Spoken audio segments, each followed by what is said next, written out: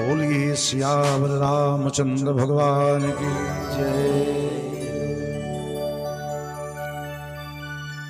जन्म जन्मांतर कल्प कल्पांतर और युग युगांतर के जब पुण्य उदित होते हैं तो भगवान के कथा का रसपान करने का सौभाग्य प्राप्त होता है। एक बात याद रखना, यही जो क्षण है वो हमारे जीवन का अमूल्य क्षण है।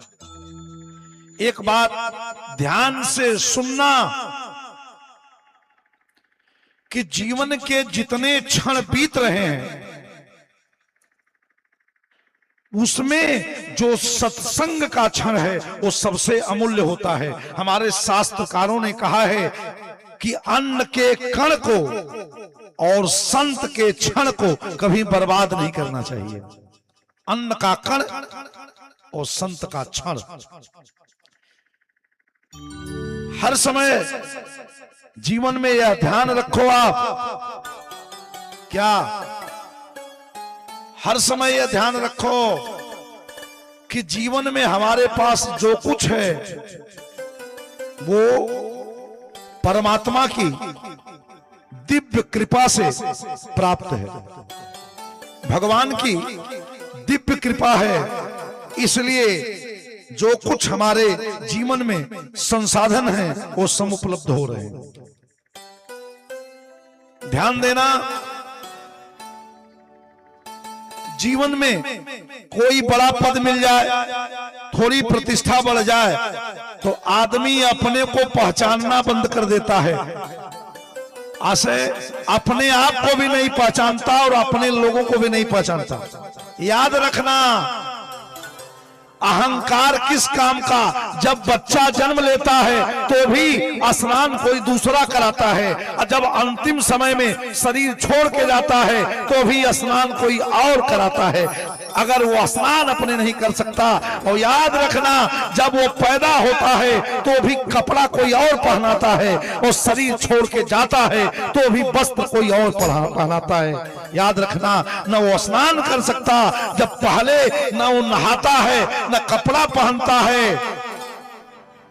तो याद रखना, 1000 करोड़ रुपया कमा ले, लेकिन जब शरीर छोड़ेगा तो यही लिखा जाएगा कि इनका निधन कब हुआ। जितना धन था वो धन सब छूट जाएगा, और जितना बड़ा धनवान हो मरने के बाद निधन ही लिखा जाएगा।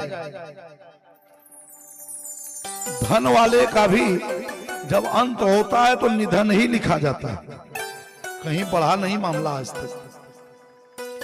न जाने कब जिंदगी की शाम आ जाए, मेरे जाने का पैगाम आ जाए। अरे मौत की भी वहां एक सूची है, न जाने कि कब मेरा भी नाम। गीत मिलती है, बीन मिलती है, जिंदगी भी हसीन मिलती है। हर किसी को मुश्किल से सिर्फ 2 गज जमीन मिलती है। याद रखना, इस सनातन संस्कृति में, हमारे देश में किसी व्यक्ति के कर्म से उसकी पूजा होती है।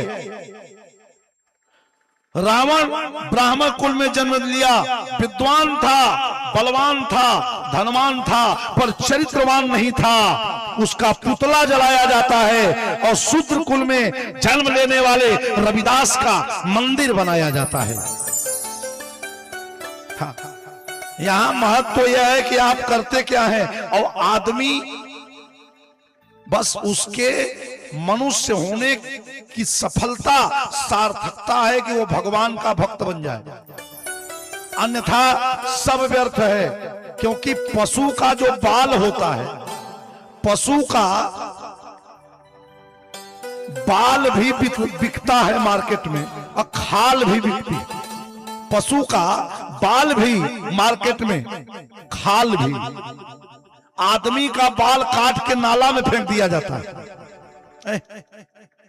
आदमी के न बाल की कीमत है, न आदमी के खाल की कीमत है। अगर कीमत है तो आदमी के चाल की कीमत।